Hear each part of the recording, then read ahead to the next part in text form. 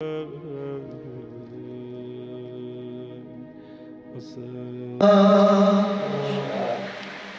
نے سمجھ رکھا ہے کیا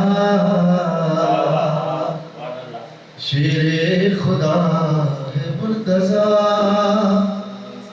تم نے سمجھ رکھا ہے کیا وہ تو لٹ دے آسمان فرش و زمین بھلا ہے کیا مرحب کو ڈھونڈتے ہو کیوں اس کا جنازہ وہ پڑا مرحب کو ڈھونڈتے ہو کیوں اس کا جنازہ وہ پڑا آ کر علی کے سامنے زندہ کوئی بچا ہے کیا اللہ انبیاء ادھر حسنین و مصطفیٰ ادھر اللہ انبیاء ادھر حسنین و مصطفیٰ ادھر زہرا مرتضی ادھر باقی ادھر بچا ہے کیا شیر خدا ہے مرتضی تم نے سمجھ رکھا ہے کیا جنت کو ڈھونڈتے ہو کیوں جنت تو ہو گئی ہے گم جنت کو ڈھونڈتے ہو کیوں جنت ہو گئی ہے گم تم کو بھلا ملے گی کیوں ماتم کبھی کیا ہے کیا اہل نفاق سے کوئی شکوہ نہ کر گلا نہ کر اہل نفاق سے کوئی شکوہ نہ کر گلا نہ کر کیسے کہے گا وہ علی کیسے کہے گا وہ علی گونگا کبھی بولتا ہے کیا شیر خدا ہے مرتضی اور آخری شعر پیش کرتا ہوں وقت سے پہلے گوھر جعفری صاحب کا کلام ہے شہر نجف گیا نہیں کرب و بلا گیا نہیں شہر نجف گیا نہیں کرب و بلا گیا نہیں پھر بھی جناں میں جائے گا بابلا ہو گیا ہے کیا گوہر تیرے وجود میں اتنے اجالے کیسے ہیں گوہر تیرے وجود میں اتنے اجالے کیسے ہیں دل میں علی کے عشق کا شعلہ بھڑک رہا ہے کیا شیر خدا ہے مرتضی العلی العظیم اعوذ باللہ من الشیطان الرجیم بسم اللہ الرحمن الرحیم الحمد للہ رب العالمین بارئ الخلائق اجمعین باعث الانبیاء والمرسلین والصلاة والسلام والتحیۃ والاکرام علی البشیر النذیر السراج المنیر سیدنا ونبینا وشفیعنا انشاء اللہ بالقاسم محمد اللهم صل على محمد وآل محمد اللہ اللهم صل عليه وعلى أهل بيته مظاهر جلالك وجمالك واللعن على أعدائهم الشاكين فيهم المنحرفين عنهم أجمعين. أما بعد فقد قال الله تبارك وتعالى وقوله الحق. أعوذ بالله من الشيطان الرجيم. بسم الله الرحمن الرحيم. ولا يغتب بعضكم بعضا أيحب أحدكم أن يأكل لحم أخيه ميتا فكرهتموه. صلوات محمد. اللهم صل على محمد. گفتگو ہماری چل رہی ہے زبان کے سلسلے میں کہ ہمارے اور آپ کے چوتھے امام امام زین العابدین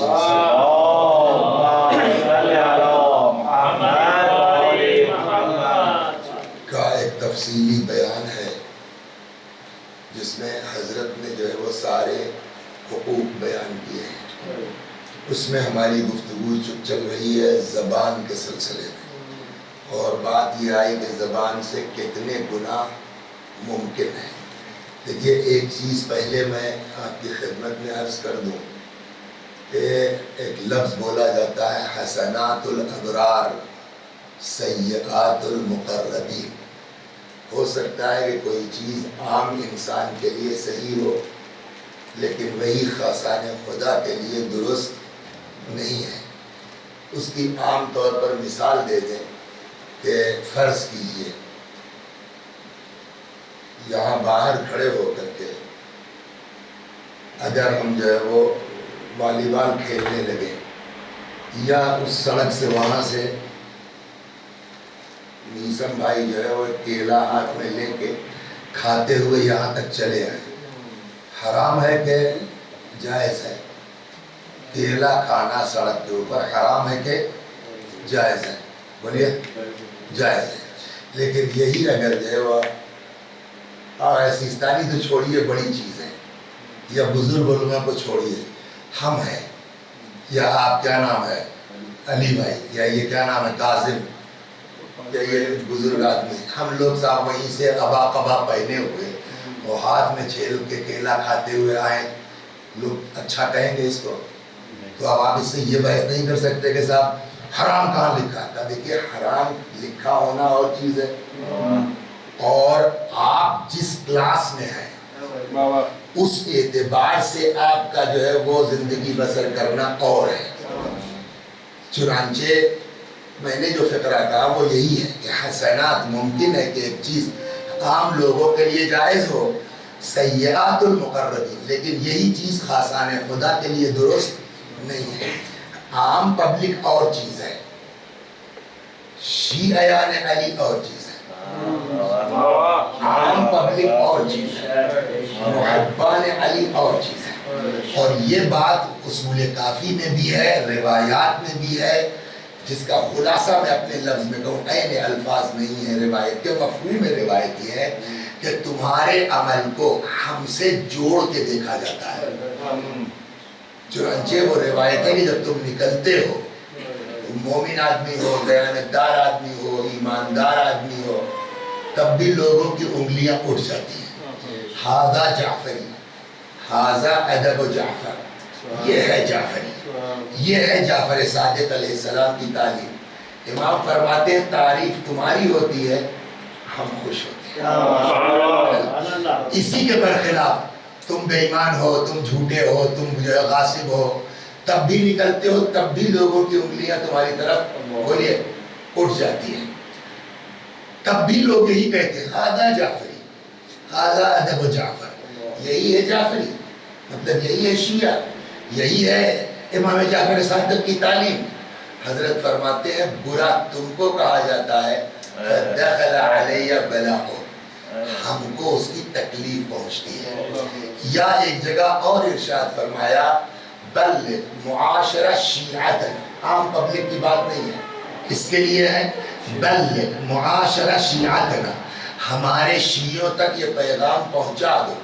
کونوا لنا زینا ولا تکونوا علینا شیئا، ہمارے لیے عزت کا سبب بننا، ہمارے لیے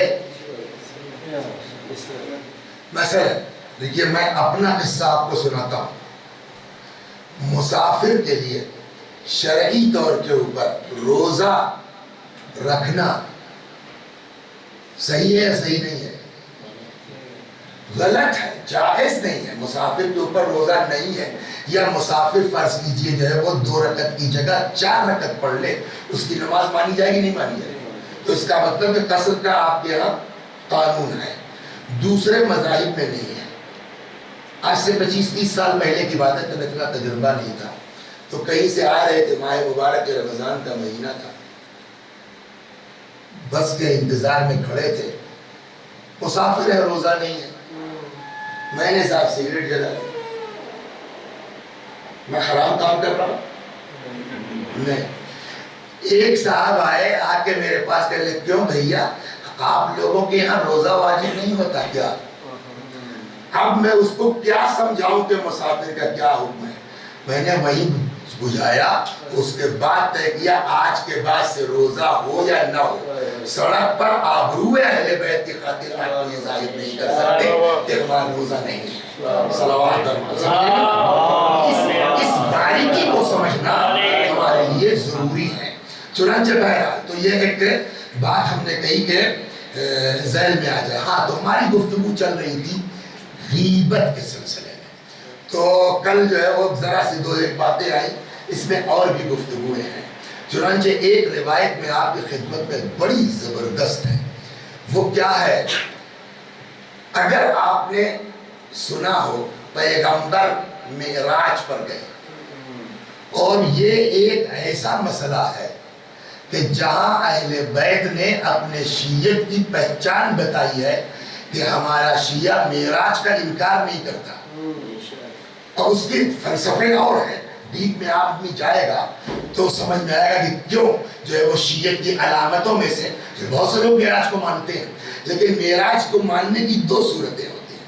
ایک ہے معراج جسمانی اور ایک ہے معراج روحانی. مطلب پیغمبر یہی رہے، جسم یہی رہا، سوتے رہے، روح گئی. شیعوں کا نظریہ نہیں، اسی جسم کے ساتھ پیغمبر تشریف لے گئے. اب جب معراج پہ گئے تو معراج کے سلسلے میں قرآن میں آیت موجود ہے. کہاں؟ 15ویں پارے کا آغاز یہیں سے ہوتا ہے. سبحان الذی اسرا بعبدہ لیلا، بابرکت ہے وہ ذات جو اپنے بندے کو لے گیا. ہمارے علماء جو معراج جسمانی کے قائل ہیں، ان کی دلیلوں میں سے ایک دلیل یہ بھی ہے کہ اللہ فرما رہا ہے سبحان الذی اسرا بعبدہ، اللہ لے گیا اپنے بندے کو. بندہ صرف روح کا نام ہے یا بندہ صرف جسم کا نام ہے یا بندہ پورے جسم و روح کو ملا کے نام ہے؟ ایک چیز. دوسری چیز یہ کہ آپ بھی کہتے ہیں کہ صاحب جا کیسے سکتا ہے. ہمارا کہنا یہ ہے شیعوں کا کہ پیغمبر اگر گئے ہوں تب یہ سوال ہوگا کہ کیسے جا سکتا ہے ایک انسان. تو قرآن یہ نہیں کہتا کہ پیغمبر گئے، قرآن کہتا اسرا بعبدی، میں اپنے بندے کو لے گیا. تو جب اللہ لے گیا تو اللہ علی کل شیء قدیر ہے. صلوات بر محمد. میں ہم کو معراج کو کیسے نہیں. جب معراج پر رسول اللہ تشریف لے گئے تو معراج پر پیغمبر نے بہت کچھ دیکھا. موضوع سے بات ہٹے گی لیکن 3-4 دن بچا ہے، تو بیچ میں جو بات سمجھ رہے ہیں کہ زیادہ امپارٹنٹ ہے اس کو بیان کرتے ہیں. اسی بہانے معراج پر جب تشریف لے گئے تو پیغمبر نے معراج پر بہت کچھ دیکھا.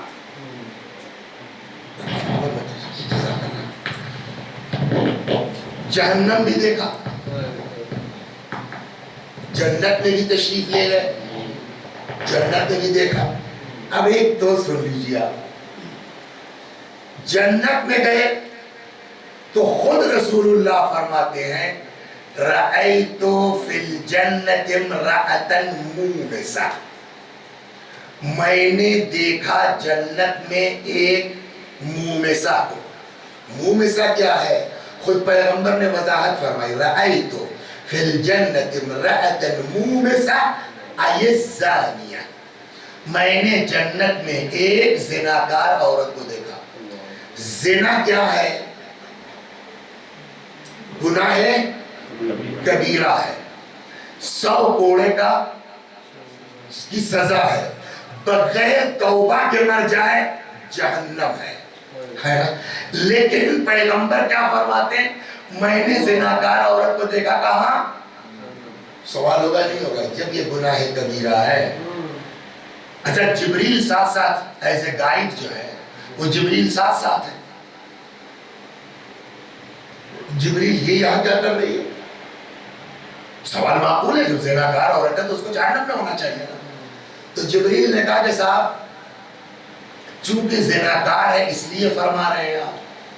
کہا جبریل نے کہا اللہ نے اس کا گناہ معاف کر دیا۔ خدا کے یہاں کوئی کام بلا وجہ نہیں ہوتا۔ اگر اللہ نے اتنے بڑے جرم کو معاف کیا تو ریزن کیا ہے؟ ریزن سنیے گا۔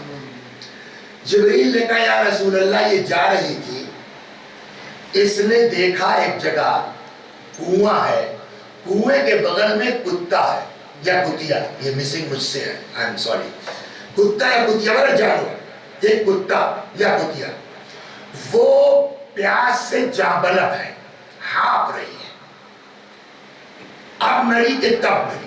یہ گناہگار ہے، مجرم ہے، مگر دل کی نرم ہے۔ دعا کریں اللہ تبارک و تعالی ہم سب کو دل کا نرم بنا دے۔ بے چین ہو گئی، یہ جانور ہے، ادھر ادھر دوڑی، نہ کوئی رسی دکھ رہی ہے نہ کوئی برتن ہے، کیا کرے؟ جب کچھ سمجھ میں نہیں آیا تو روایت میں جو لفظ ہے وہ ازار ہے۔ اب وہ کیا ان سا لباس ہوا، کوئی روپٹہ وپٹہ تو عربوں میں نہیں ہوتا ہے، اس زمانے میں کوئی لمبا کپڑا ہوتا رہا ہوگا، ورنہ جو آج ازار کے معنی ہے اس معنی وہاں فٹ نہیں ہوتی۔ کوئی لباس اس نے اپنا اتار دیا اور اس نے اس کپڑے کو کنویں میں ڈالا، ہو سکتا ہے پانی کچھ اوپر رہا ہو، اور اس کو کپڑے کو بھگا کے لاتی تھی، کتے کے منہ میں نچوڑ دیتی۔ یس، 1 بار 2 بار 3 بار 4 بار نہیں معلوم کتنا، یہاں تک کہ کتا سیراب ہو گیا۔ اللہ نے کہا جب انسان ہو کر کے یہ اتنی رحم دل ہے تو میں تو ارحم الراحمین، اس ایک رحم کی بنیاد پر اللہ تبارک و تعالیٰ نے اس کا گناہ معاف کر دیا۔ صلوات پر محمد۔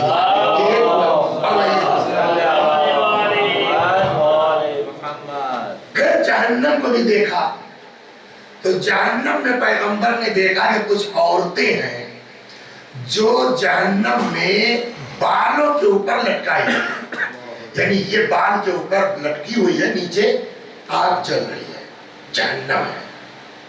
پیغمبر نے کہا جبریل ان کی کیا سزا ہے، کیا جرم ہے جس کی سزا یہ ہے کہ جہنم میں لٹکائی ہوئی بالوں پر؟ جبریل نے کہا یا رسول اللہ یہ عورتیں وہ ہیں جو دنیا میں اپنے بالوں کی نمائش کرتی تھی۔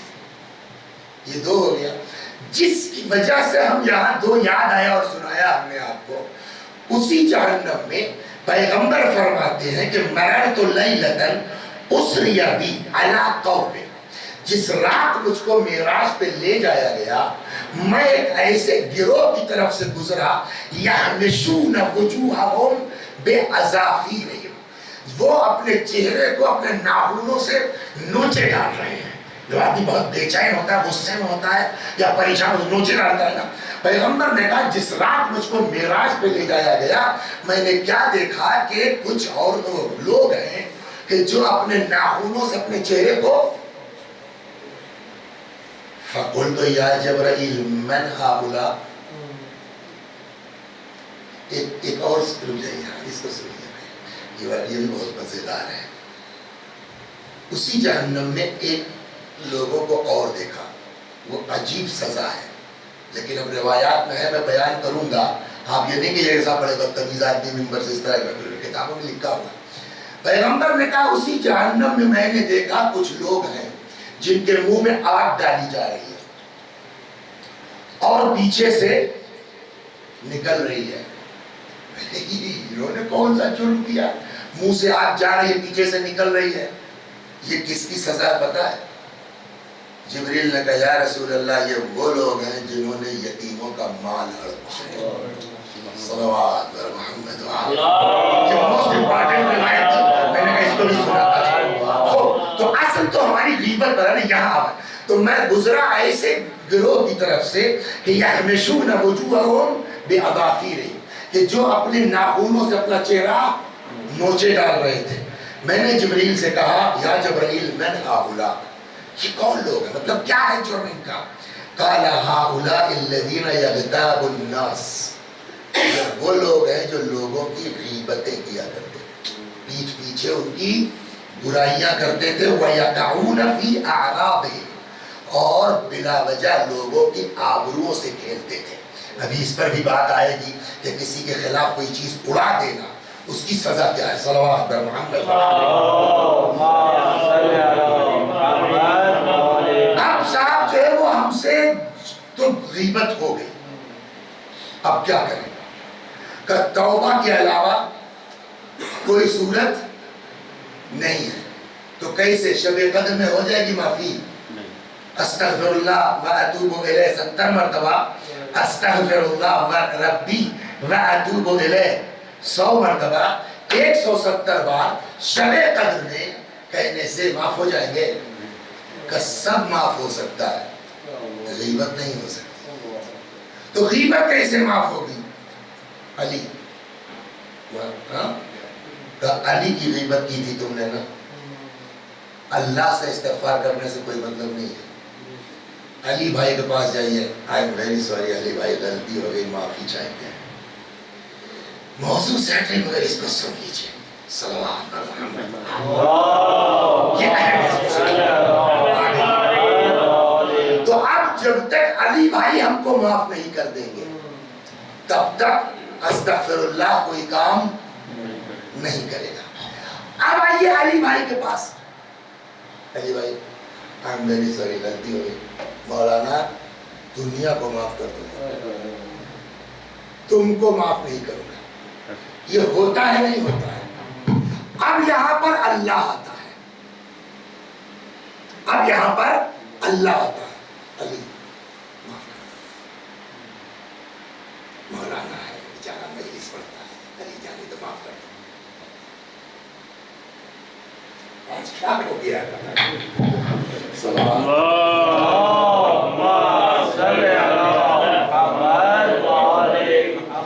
اب آئیے ایک لفظ ہمارے یہاں بولا جاتا ہے اقالہ.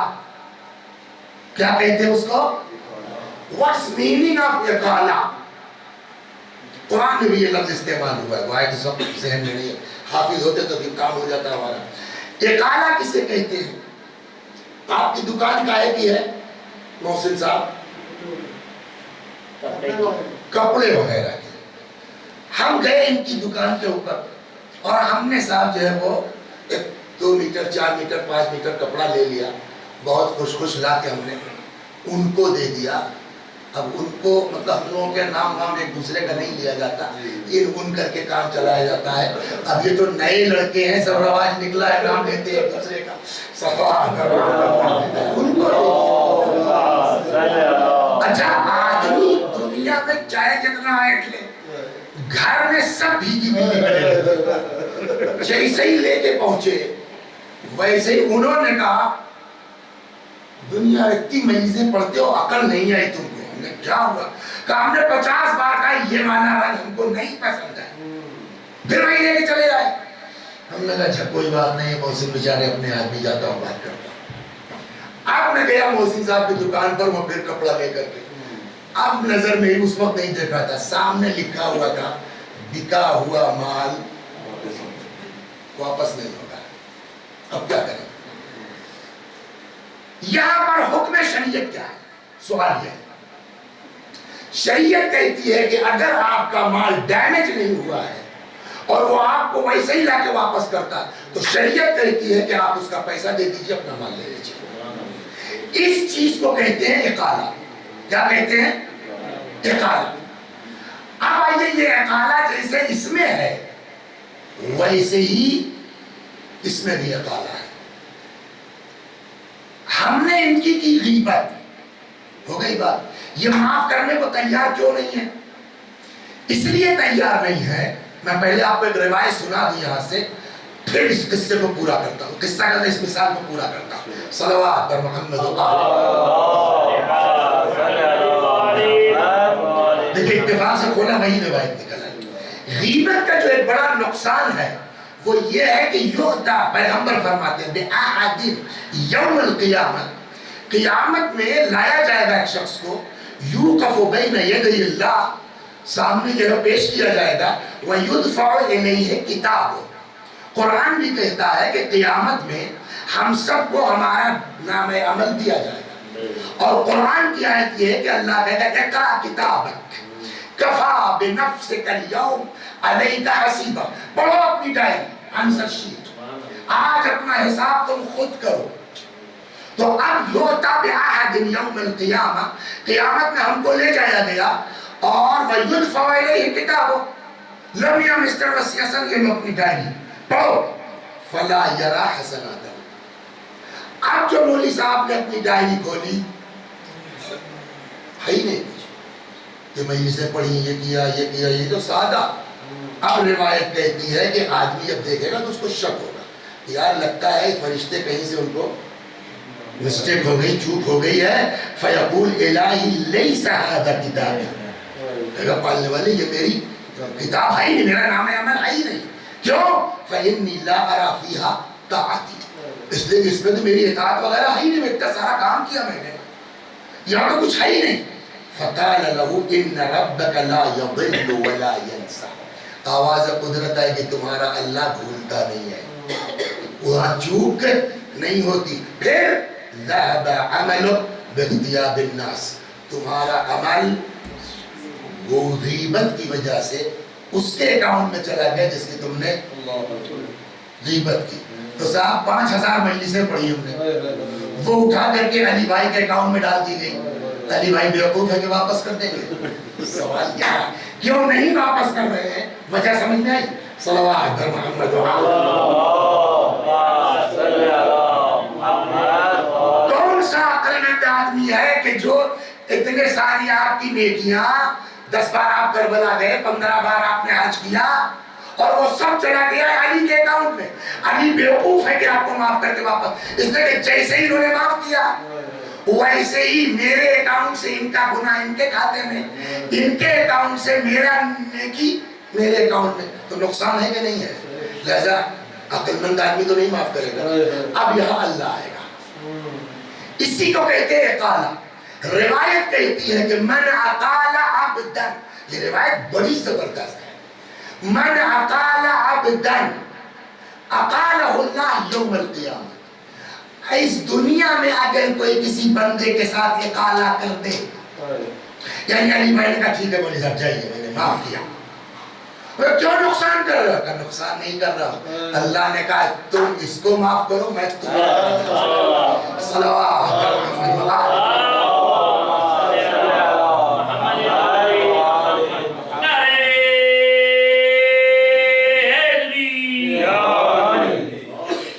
ایک اور صلوات بر محمد.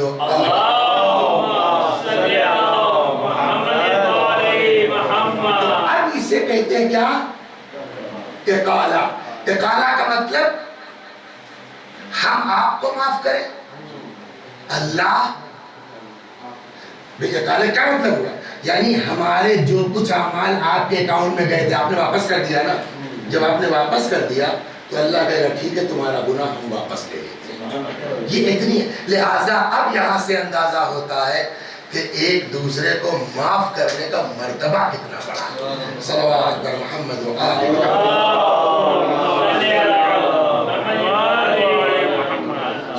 تو اب ہماری بات یہاں سے چلی تھی کہ اب ہم نے غیبت کر لی، چاہے جتنا شب قدر میں استغفار کر لیا، سب کچھ کر لیا، لیکن جب تک علی بھائی معاف نہیں کریں گے تب تک ہم معاف. علی بھائی کو اقالے کی حدیث سنا دی، انہوں نے کہا یار یہ تو بڑھیا چیز ہے، ہم کوئی کیا کم ہے، چلو اسی بہانے ہم معاف ہو جائیں گے. انہوں نے ہم کو معاف کر دیا. اب ہم کیا ہو گئے؟ معاف ہو گئے نا. تو اب جب معاف ہو گئے تو معاملہ صاف ہو گیا. لیکن اثر رہ جائے گا. وہ کیا؟ وہ حدیث کیا ہے؟ اوحى اللہ تعالی الی موسیٰ علیہ السلام. یہ حدیث کہاں ہے؟ 2 کتابوں میں، ارشاد القلوب جناب دیلمی کی اور محجۃ البیضاء جناب فیض کاشانی کی. ان دونوں کتابوں میں یہ روایت ہے. اوحى اللہ تعالی الی موسیٰ، اللہ نے جناب موسیٰ علیہ السلام پر وحی فرمائی، من مات تائبا من الغیبہ، جو مر جائے غیبت سے توبہ کر کے، یعنی معاف ہو چکا ہے، فَهُوَ آخِرُ مَنْ يَدْخُلُ الْجَنَّةِ، وہ آخری آدمی ہوگا جو جنت میں جائے گا. معاف ہو گئے ہیں آپ، جنت میں جائیں گے آپ، لیکن اس غیبت کا اثر اتنا ہے کہ سب سے آخر میں پیچھے کھڑے جائیے لائن میں آپ. ٹھیک ہے آپ معاف ہو چکے ہیں، جا سکتے ہیں جنت، مگر کب جائیں گے؟ وَهُوَ آخِرُ مَنْ يَدْخُلُ الْجَنَّةِ وَمَنْ مَاتَ مُصِرًّا، لیکن اگر کوئی اصرار کرتا ہوا بغیر توبہ کے، جی نہیں میں نے غلط بات تھوڑی کہی ہے، میں نہیں معافی مانگتا، فرماتے فَهُوَ أَوَّلُ مَنْ يَدْخُلِ النَّارِ، جو بغیر توبہ کے مر جائے وہ پہلا آدمی ہوگا جو جہنم میں جائے گا. خود صلوات محمد اللہ. یہ تو کیا ہے؟ دنیا کا یہ ہے. اور یہ بات میں نے پہلے کہی ہے کہ یہ غیبت کا مطلب کہ وہ عیب جو ہمارے اندر ہے اس کو بیان کرنا منع ہے، جو نہیں ہے اس کو بیان کرنا تو وہ تہمت کہلاتا ہے، وہ ایک الگ چیز ہے. آپ فرماتے ہیں کہ اگر ہم نے کسی کے لیے کوئی بات بیان کی، مقصد کیا ہے؟ بہت یہ مجلسیں پڑھتے ہیں، دو ایک باتیں ان کے بارے میں صحیح ہے، لیکن اللہ نے پردہ ڈال رکھا ہے نا، کہ تم بھی پردہ ڈال دو. نہیں صاحب میں تو اجاگر کر کے رہوں گا تاکہ دنیا کو پتہ تو چلے. اب سنیے آپ، لہذا ایک بات عرض کریں، ہم کو اپنی عقل سے کسی چیز کا فیصلہ کرنے کا حق نہیں ہے، اس لیے کہ ہماری عقل بسا اوقات بہت سے کام ایسے ہیں جس کو ہماری عقل کہتی ہے کہ صحیح ہے، بالکل ہونا چاہیے ایسا، اللہ کو نہیں پسند ہے. اگر اللہ کو نہیں پسند ہے تو ہم یہ کہہ کے قیامت میں نہیں بچ سکتے کہ مولانا بات تو ٹھیک تھی، بات ٹھیک تھی اپنی جگہ، ہم کو نہیں پسند تھی، کیوں کیا تم نے؟ یہ بات ہم کو توجہ رکھنی چاہیے. چنانچہ یہاں امام جعفر صادق علیہ السلام یہ روایت آپ کو کہاں ملے گی؟ 2 کتابوں میں یہ بھی ہے. نمبر 1 اصول کافی، نمبر 2 بحار الانوار جلد نمبر 72. اصول کافی جلد نمبر 2. امام نے فرمایا، چھٹے امام نے، من روا علی مؤمن روایتا، اگر کوئی کسی مومن کے لیے کوئی بات بیان کرے، روایت کرے یعنی بیان کرے، یرید بہا شیئا، اور مقصد یہ ہو کہ یہ بے عزت ہو جائے، وحاتم مروت، سماج میں ان کی حیثیت ڈاؤن ہو جائے، ڈیمیج ہو جائے، لیسقط من اعین الناس، اس لیے بیان کر رہے تاکہ لوگوں کی نظر سے یہ گر جائے. اخرجہ اللہ من ولایتہ. اچھا یہ بتائیے ولایت کتنی ہے؟ کہہ طرح کی ہے؟ ہاں ہے، وہ چھوڑو یار، تکوینی تشریح نہیں. اللہ کی ولایت ہے نا، کس طرح کی؟ کئی ولایتیں ہیں، صرف 2 ولایت ہیں. ایک ہے اللہ کی ولایت اور دوسری معصومین کی. معصومین کی کیا اللہ سے الگ تھوڑی ہے. اللہ کی ولایت کا مطلب اس میں رسول اللہ بھی آ گئے، اس میں مولا بھی آ گئے، اس میں ائمہ بھی آ گئے. یہ کل ولایت ملا کے ایک ہے. اللہ کی ولایت الگ نہیں ہے. اطیعوا اللہ واطیعوا الرسول واولی الامر منکم کا مطلب یہ نہیں ہے کہ آپ اللہ اور رسول کی اطاعت کر لیجئے، اہل بیت کی نہ کیجئے تو 2 اطاعت تو کی ہے، آپ کو جو ہے اس کا اجر ملے گا. نو، اللہ کی آپ اطاعت کر لیجئے، رسول اور آل رسول کی نہ کیجئے، چلو اللہ کو تو مانا گا. نو، یہ تینوں ملا کے ایک اطاعت ہے. اگر تم نے کسی ایک کی اطاعت چھوڑا تو گویا رسول اللہ کی چھوڑی، رسول اللہ کی چھوڑا گویا اللہ کی چھوڑی ہے. تو وہ ملا کے کل ملا کے کیا ہے؟ ایک ولایت ہے، ولایت الہی. انما ولیکم اللہ ورسولہ والذین آمنوا الذین یقیمون الصلاۃ ویؤتون الزکاۃ وہم راکعون. یہ سب ایک ہے، ایک ادھر کی ولایت ہے جس میں یہ سسٹم ہے. اللہ خود آ نہیں سکتا، اس کی نمائندگی میں رسول اللہ ہمیشہ نہیں رہیں گے، اس کے بعد ان کے جانشین. یہ ایک ولایت ہے جس کا ایک وہ ہے. یہ افقی ہے، نہ کہ مقابل میں ہے کہ اللہ کے مقابلے میں رسول اللہ کے مقابلے میں نہیں. اللہ رسول اللہ اہل بیت، یہ ایک ولایت ہے. دوسری ولایت کہاں ہے؟ یاد ہے، توجہ کی بات ہے. آیت الکرسی میں اعلان ہوا ہے صرف 2 ولایتیں ہیں. انما کیا ہے؟ اللہ ولی الذین آمنوا یخرجہم من الظلمات الی النور. مومنوں کا ولی ہے اللہ. دوسرا کون ہے؟ والذین کفروا اولیاءہم الشیطان. اور جو کافر ہے ان کا ولی کون ہے؟ شیطان. اس کا کام کیا ہے؟ یخرجونہم من النور الی الظلمات. تو ولایت 2 ہے، یا اللہ کی ولایت کہ اس کی وہ پوری تفصیل ہے، یا شیطان کی ولایت کہ اس کی بھی پوری تفصیل آئے گی نا.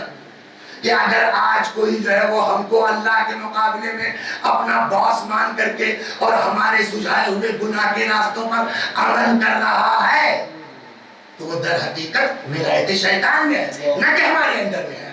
ہو گئی نا بات؟ تو 2 ہی ولایت ہے، یا ولایت الہی یا ولایت.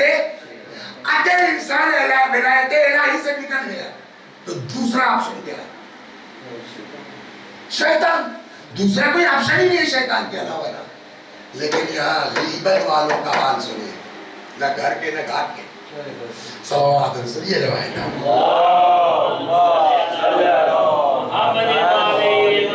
امام فرماتے ہیں من روى علی مؤمن روایتاً، اگر کوئی کسی مومن کے بارے میں کچھ ایسی چیز بیان کر رہا ہے کہ یرید بہا شیئا، جس کی وجہ سے اس کو وہ بے عزت کرنا چاہتا ہے، اس لیے بیان کر رہا ہے تاکہ لوگوں کی نظر سے وہ گر جائے.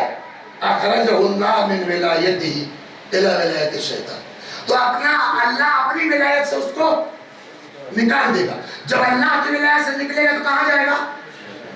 الی ولایت فلا یقبلہ الشیطان. اور امام فرماتے ہیں شیطان بھی اس کو ایکسپٹ نہیں کرے گا. تو ادھر سے بھی گیا ادھر سے بھی گیا. صلوات اسی وجہ سے غرر الحکم جو مجموعہ کلام ہے امام کا، غرر الحکم میں امیر المؤمنین علیہ السلام سے یہ روایت ہے. اسی بنا پر اتنا سب سننے کے بعد کیا؟ العاقل من صان لسانہ عن الغیبت. عقل مند وہ ہے جو اپنی زبان کو غیبت سے روکے. اب اس میں 50 طرح کے ہم شکیں نکال سکتے ہیں. تو ایسا کیا تو ویسا کیا. ہاں آپ جب جائیں گے مقاصد جب پڑھیں گے ہائی اس میں شہید شیخ مرتضیٰ نے وہ پورے جو ہے وہ لکھے ہیں ایگزمپشنز کہ کس کی غیبت جائز ہے. ہم اس کو بیان کرنے لگیں گے، کھینچتان کر کے ہم لوگ اس میں اس کو فٹ کر دیں گے اور فٹ کر کے غیبت شروع کر دیں گے. ہم سمجھ رہے ہیں ٹھیک ہو رہا ہے، مرنے کے بعد پتہ چلا کہ ہم تو چوک گئے. لہذا مولا کہتے ہیں العاقل من صان لسانہ عن الغیبت. عقل مند وہ ہے کہ یار اس چکر میں پڑھو ہی مت کس کی جائز ہے کس کی نہیں ہے. تم سے کیا مطلب؟ تم کو اللہ نے ٹھیکیدار بنایا ہے کہ تم سب کی برائیاں اجاگر کرتے پھرو. صلوات پر عقل مند یہ بچوں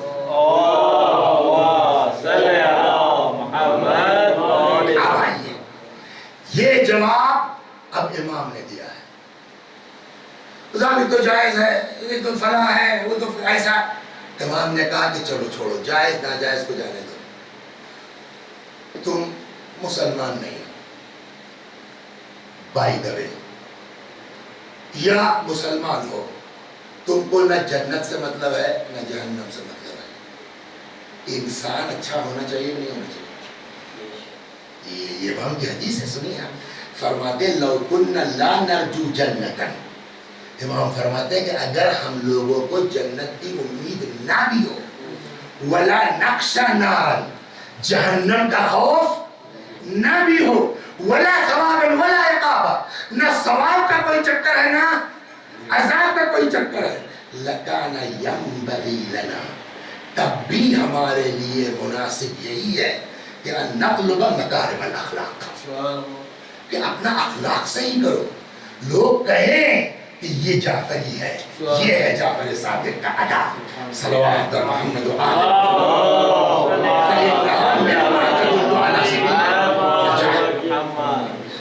چنانچہ ایک جگہ پیغمبر نے فرمایا، اللہ اللہ اللہ، کتنی سخت حدیث ہے، یا معاشر من آمن باللسان، قرآن میں ایک جگہ ہے یا ایھا الذین آمنوا آمنوا، سنا ہے نہیں سنا ہے؟ اے ایمان لانے والو ایمان لاؤ، یہ کیا مطلب؟ قرآن کی آیت ہے، کیا یا ایھا الذین آمنوا آمنوا باللہ ورسولہ، اے ایمان والو ایمان لاؤ، اللہ جو سارے ایمان والے تو کہہ چکے ہیں، یہ یہاں پیغمبر فرماتے ہیں ہر لا الہ الا اللہ محمد رسول اللہ کہنے والا ایکچول میں حقیقت میں مومن، لہذا فرماتے ہیں یا معاشر من آمن باللسان، اے وہ لوگوں جو زبان سے ایمان لے آئے، ولم یؤمن بقلبہ، دل سے مومن نہیں ہوئے ہو،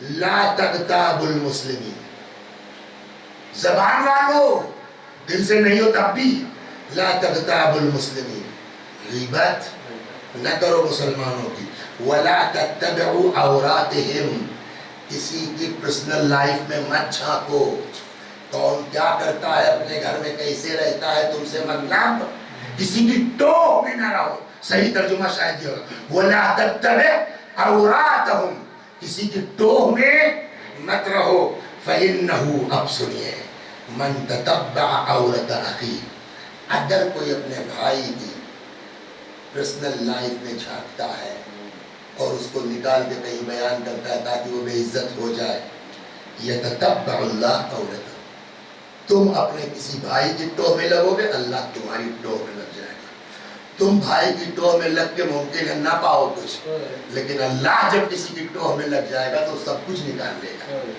وَمَن تَتَبَّعَ اللَّهَ عَوْرَتَهُ، اور جس کی ٹوہ میں اللہ لگ جائے، يَفْضَعُهُ فِي جَوْفِ بَيْتِهِ، گھر کے اندر بند ہوگا تب بھی اللہ نکال کے اس کو بے عزت کر دے گا، صلوات، تو آخرت کی سزا جانے دیجئے، اگر ہم نے کسی کے بارے میں کوئی چیز بیان کی ہے تاکہ یہ بے عزت ہو جائے، اس روایت سے یہ سمجھ میں آتا ہے کہ مرنے سے پہلے ہم کو بے عزت ہونا ہے، صلوات پر محمد و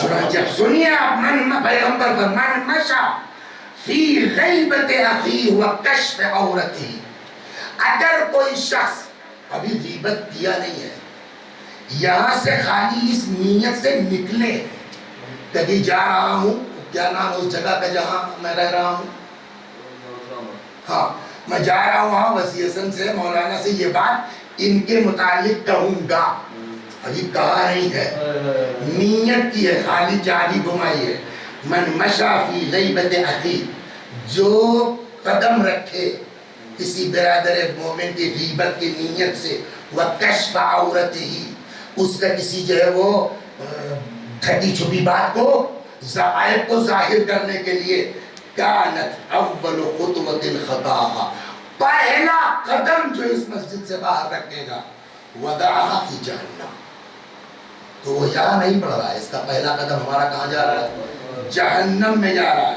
یہ تو آخرت کی بات ہے، فکشف اللہ عورتہ علی رؤوس الخلائق، اور اللہ اس کے راز کو پبلک پر فاش کر دے گا، جیسے اس دن میں نے کڑی تو ان کی بیان کیا تھا نا اس عالم کی، کہ تم گھبراؤ مت، اللہ پہ بھروسہ رکھو، اللہ تم کو صاف کر کے اس دنیا سے اٹھائے گا، ویسے ہی وسیع حسن تم بھی مطمئن مت رہو، اگر تم نے علی کی غیبت کی ہے، اس کی برائی کی ہے، تو تم یہاں سے فلائٹ پکڑ نہیں پاؤ گے جب تک کہ تم کو اللہ یہاں سے بے عزت نہ کر دے، صلوات پر محمد و آل محمد،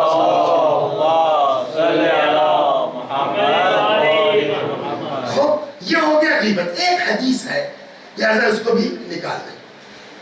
جہنم میں مومن جا سکتا ہے کہ نہیں جا سکتا؟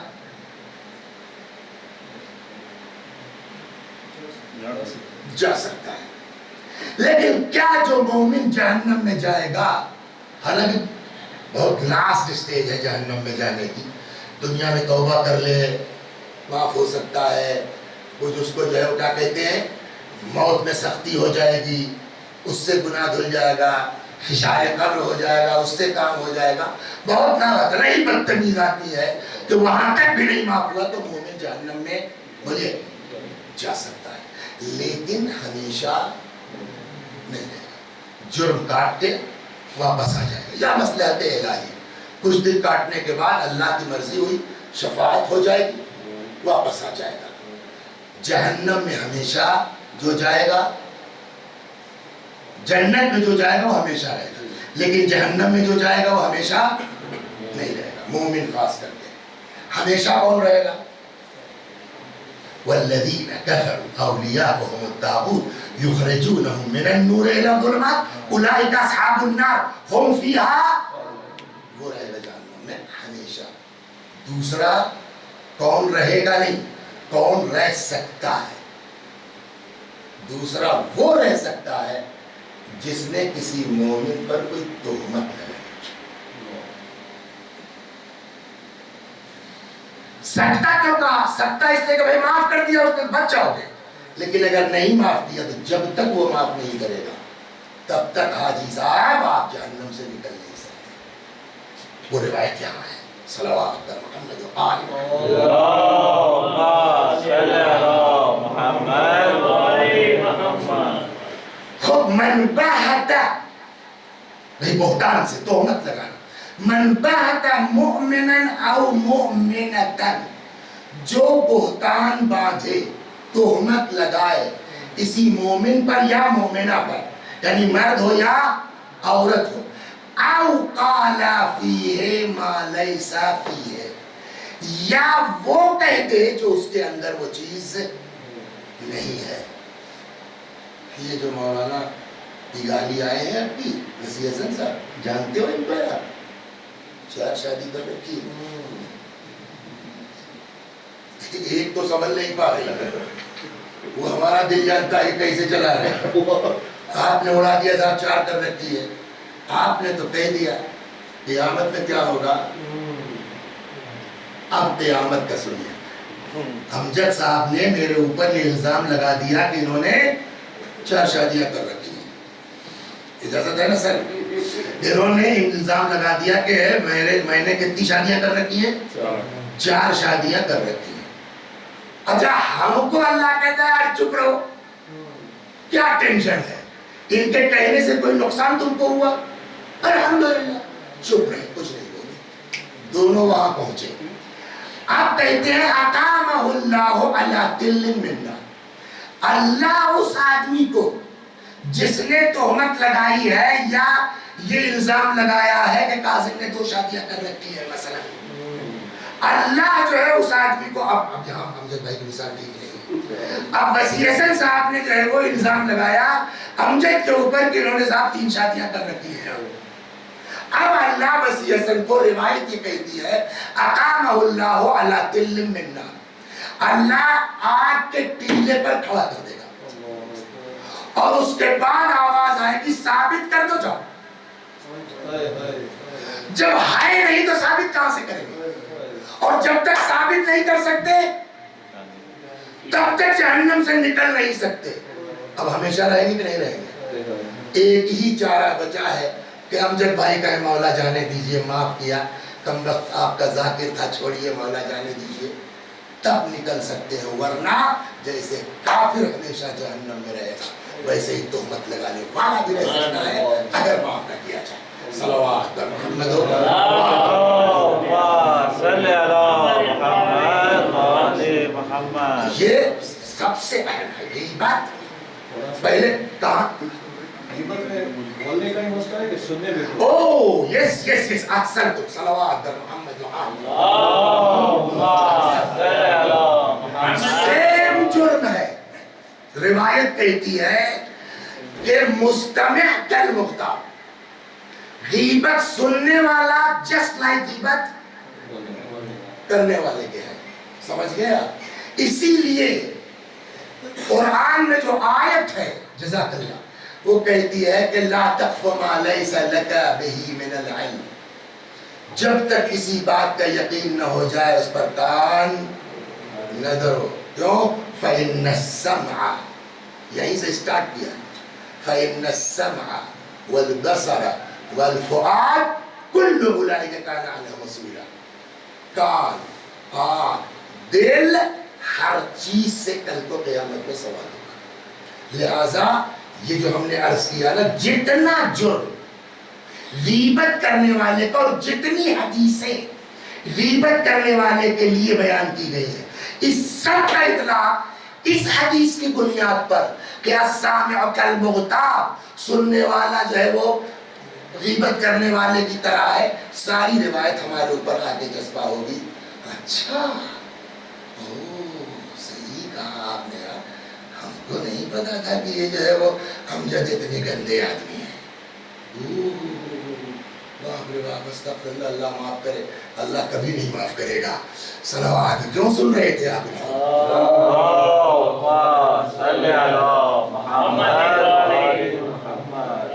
بس آئیے چند جملے، اس لیے کہ اللہ بھی کہتا ہے نا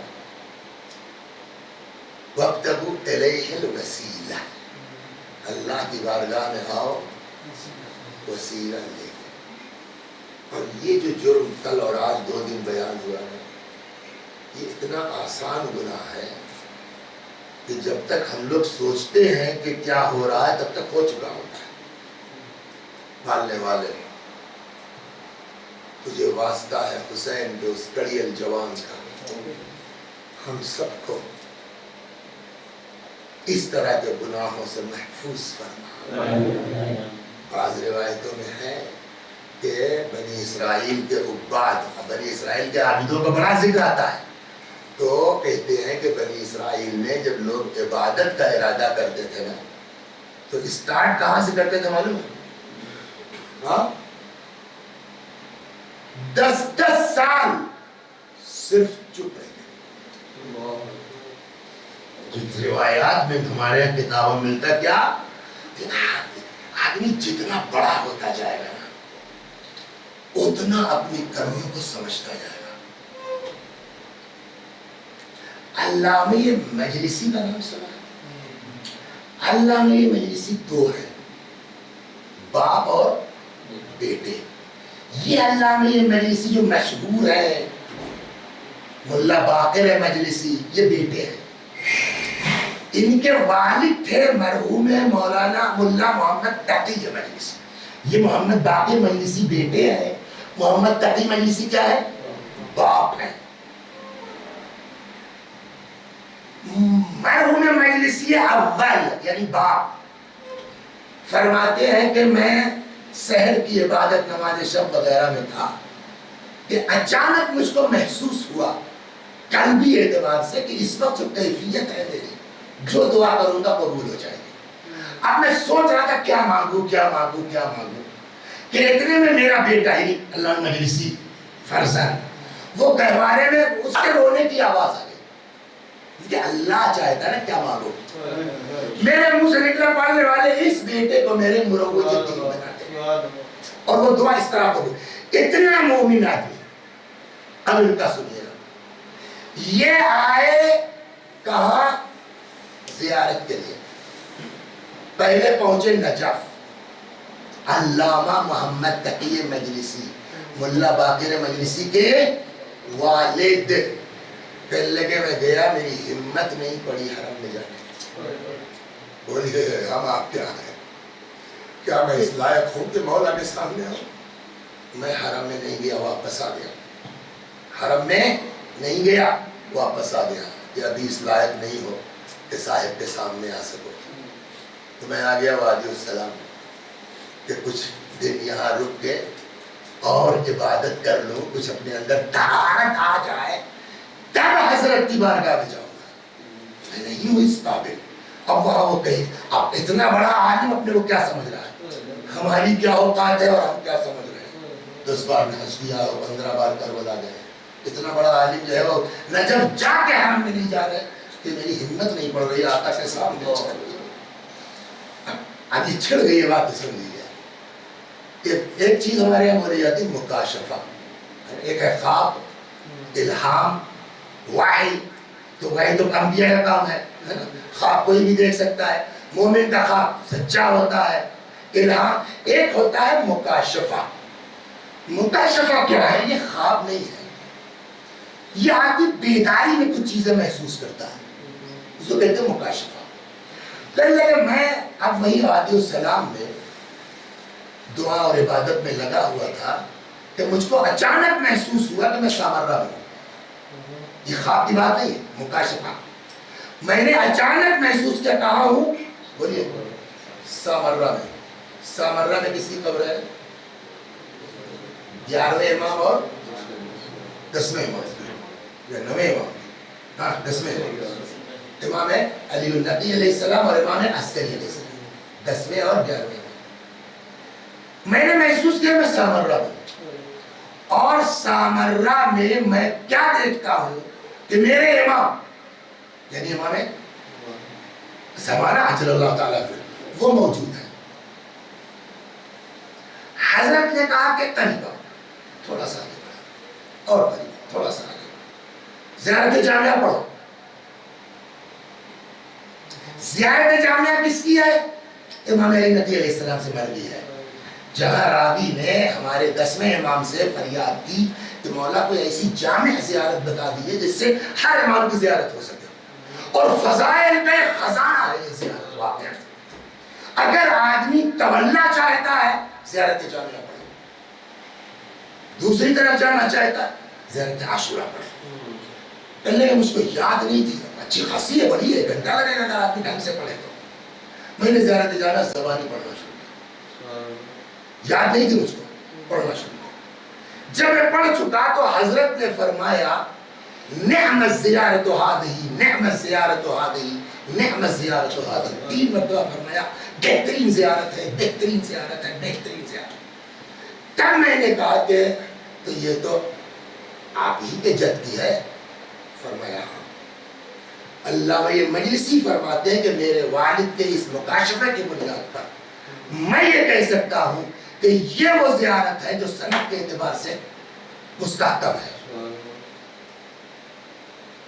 چلا کہیں تھا میں, آ کہیں گیا. کہنے کا مطلب یہ کہ بڑے لوگ انبیاء بنی اسرائیل کے علماء اور مومنین جب کبھی عبادت کے لیے جانا چاہتے تھے تو اس سے پہلے 10 سال تک کوشش کرتے تھے کیا, صرف چپ رہے. ہماری کیا ہوتا ہے, اللہ میں یہ مجلسی جیسا انسان نجف جاتا ہے امام کی زیارت کے لیے, ہمت نہیں ہوتی کہ حرم کے اندر تشریف لے جائیں. اس کے بعد ہم 2 مجلس پڑھ کے سمجھتے بہت کچھ ہو گئے, ایک پگڑی 6 میٹر کی بات کر کے سمجھتے بہت کچھ ہو گئے, 2-4 مرتبہ کربلا چلے گئے, بہت کچھ ہو گئے. یہ پتہ چلے گا تب مودی صاحب, وسیع حسن صاحب, جب اللہ کی بارگاہ میں تب سمجھ میں آیا کہ کچھ نہیں تھا, زیرو تھے.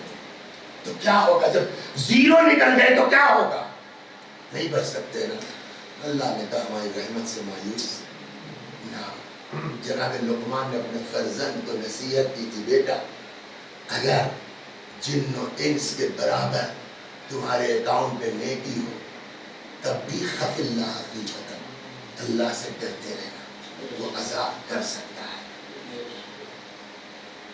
اور اگر جن و انس کے برابر تمہارے اکاؤنٹ میں برائی ہی ہو تب بھی برج اللہ وجہ ہے, اللہ کی سے امید لگائے رکھنا, وہ معاف کر سکتا ہے. اور اس نے کہا ہے کہ میں معاف کروں گا. لا تقنطوا قل یا عبادی الذین اسرفوا علی انفسهم لا تقنطوا من رحمت اللہ. اے وہ لوگو, میرے حبیب کہہ دیے جنہوں نے گناہ کی وجہ سے اپنے نفسوں پہ ظلم کیا ہے, اللہ کی رحمت سے مایوس نہ ہو. ان اللہ یغفر الذنوب جميعا, اللہ تمہارا سارا گناہ معاف کر سکتا ہے, لیکن اسی نے شرط لگائی ہے, خالی ہاتھ مت چلے آنا. وَابْتَغُوا إِلَيْهِ وسیلہ، ہماری بارگاہ میں، اس کی بارگاہ میں وسیلہ لے لیں۔ ہم لوگ کون ایسے ہیں کہ جن سے یہ جرم نہیں ہو، یہ گناہ نہیں ہو؟ پالنے والے جن کی ہم نے غیبتیں کی، اللہ تو ان کو توفیق دے دے کہ ہم کو معاف کر دے، اس لیے کہ جب تک وہ معاف نہیں کریں گے ہمارا بچنا مشکل ہے۔ تجھ کو اس شہید کا واسطہ ہے، اس شہید کا واسطہ ہے کہ جس کے لیے امام نے فرمایا اے میرے اللہ، جب کبھی میں اپنے نانا کی زیارت کا مشتاق ہوتا تھا نظر نہ ملے، اپنے اس بچے کو دیکھتا تھا۔ کل تک بات یہاں آئی کہ امام خیمے کے دروازے پر ہیں، ماں نے نگاہیں گاڑ رکھی ہے، امام کا چہرہ بدلا، لیلا تڑپی، خیر تو ہے، دعا کرو، بڑا زبردست ہے۔ دعا ہوئی، اکبر واپس آ گئے۔ کل یہ بیان کیا گیا، فرمایا بابا پیاس مارے ڈال رہی ہے، تھوڑا سا پانی مل جائے گا۔ حضرت کیا کریں، دنیا کا غریب سے غریب آدمی وہ جواب نہیں دیتا، میرے بابا نے جواب دیا، انگوٹھی اتاری، فرمایا بیٹا اس کو دہن میں رکھ لو، جاؤ۔ اکبر دوبارہ میدان میں آ گئے۔ آپ سوچ سکتے ہیں کہ ایک پیاسا آدمی 3 دن کا، دیکھیے ایسا نہیں ہے کہ یہ جو روایت کہتی ہے کہ 100 آدمیوں کو مار کے پلٹے تھے علی اکبر، سب لائن لگا کے نہیں کھڑے ہو رہے تھے کہ اکبر آئے اور سب کو کھیرے اور گاجر کی طرح قدر۔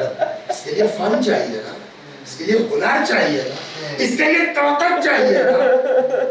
جب آدمی طاقت لگاتا ہے نا تو پیاس اور بھڑکتی ہے، جب پسینہ نکلے گا پیاس اور بڑھتی ہے۔ کوئی کو سوچ سکتا ہے کہ اس وقت حضرت علی اکبر کی اکیلا جوان اور کم سے کم 25,000 کی فوج ایک آدمی کے لیے کم ہے، لیکن اس کے باوجود بچوں کیا سمجھتے ہو تم کہ معاذ اللہ ان لوگوں نے اکبر پہ قابو پا لیا، بھاگ رہی ہے فوج۔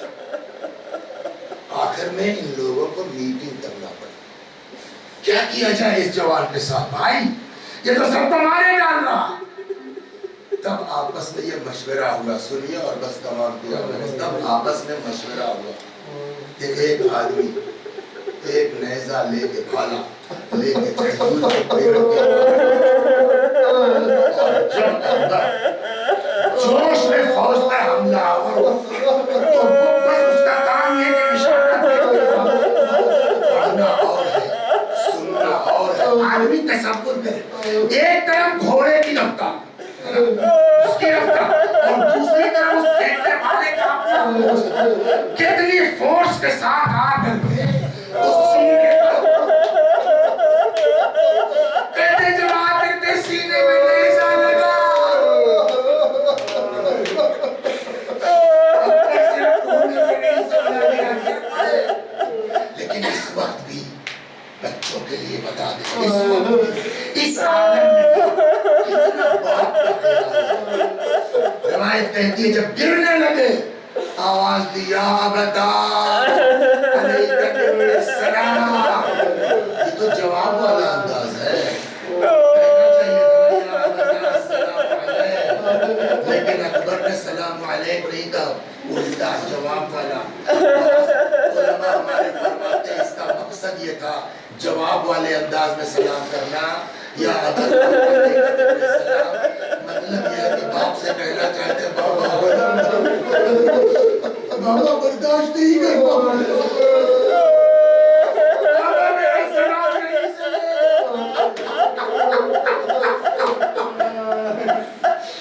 روایت کہتی ہے کہ جیسے ہی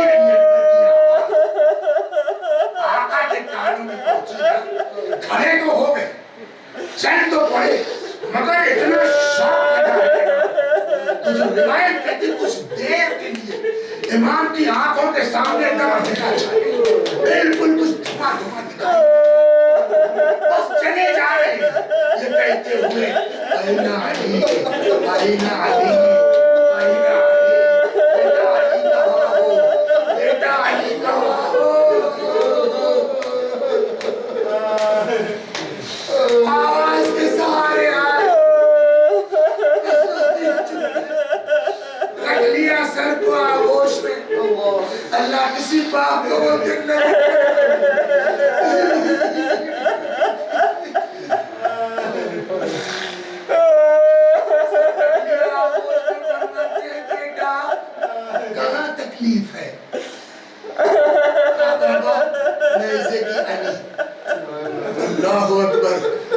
بھوکا پیاسا بوڑھا تھا روایت کہتی ہے دو زانو بیٹھ گئے آستینوں کو سمیٹ لیا اکبر کے سینے کے پاس ہاتھ لے گئے یا علی کہ جو نیزے کی امی نکالی آپ جو تاریخ کہ جو نیزے کی امی نکالی وہ فوارے کی طرح ابل گئی بولتے ہیں نا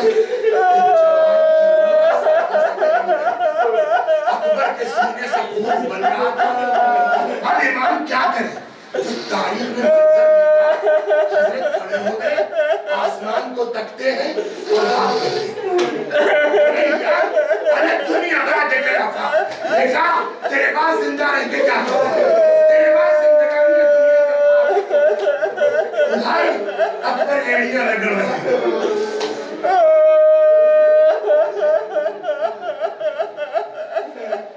ایک بزرگ عالم تھے ہمارے یہاں احمد حسن صاحب اللہ نے بنارس اس سلسلے میں ان کا ایک شعر ہے ان کے پاس بہت جاتے تھے سیکھتے تو میں نے کہا حضور پورا کلام کہیے ان کا نہیں بس یہ ایک شعر رہے گا میں اس کو کیا کیفیت امام کی کیفیت سن لیا آپ نے کھڑے ہیں آسمان کو تکتے ہیں بے چینی کی حالت ہے ہاتھ ملتے ہیں فرماتے جاتے ہیں بیٹا زندہ رہتے یہ تو امام کی کیفیت اکبر کی حالت کا جو انہوں نے نقل فرمایا فرماتے ہیں کنارے ایڑیاں رگڑ رہے تھے وہ ابل رہا تھا وہ فرماتے ہیں کنارے پائے اکبر ہٹ گئی ہے دور تک مٹی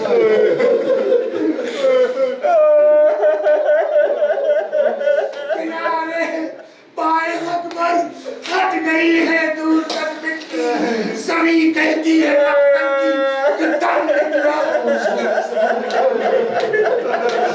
ایک مرتبہ اکبر نے ہچکی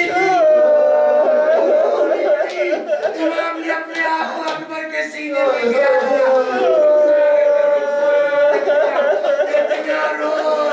اتنا روئے ریش مبارک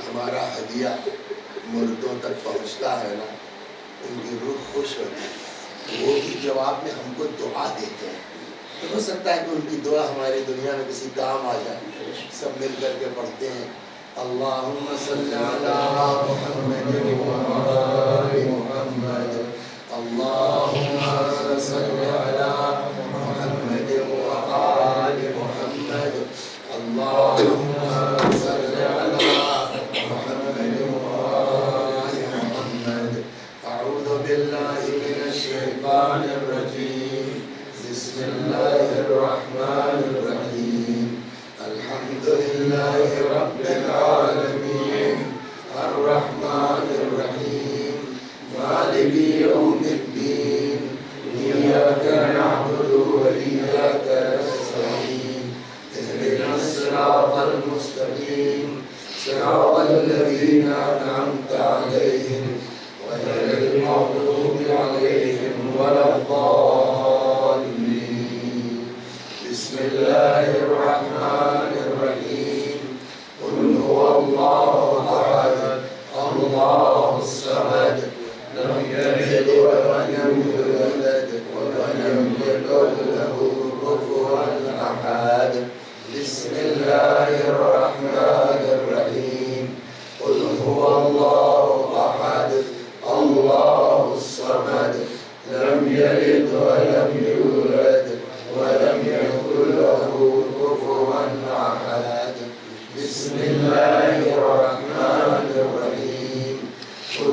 الله أحد الله الصمد لم يلد ولم يولد ولم يكن له كفوا أحد كذلك الله ربنا صدق الله العلي العظيم اللهم صل على محمد وآل محمد اللهم صل على محمد وآل محمد اللهم صل على محمد وآل محمد پروردگار سورہ حمد و توحید و صلوات اور اس مجلس ازا کا ثواب جملہ مومنین و مؤمنات مخصوصاً وہ محبان علی جن کو کوئی ایصال ثواب کرنے والا نہیں ہے ہمارے جتنے یہاں مرد عورت موجود ہیں ہم سب کے بزرگوں کی روحوں تک پہنچا دے گناہوں کو بخش دے جوار معصومین میں جگہ کرامت فرما آخر دعوانا ان الحمدللہ رب العالمین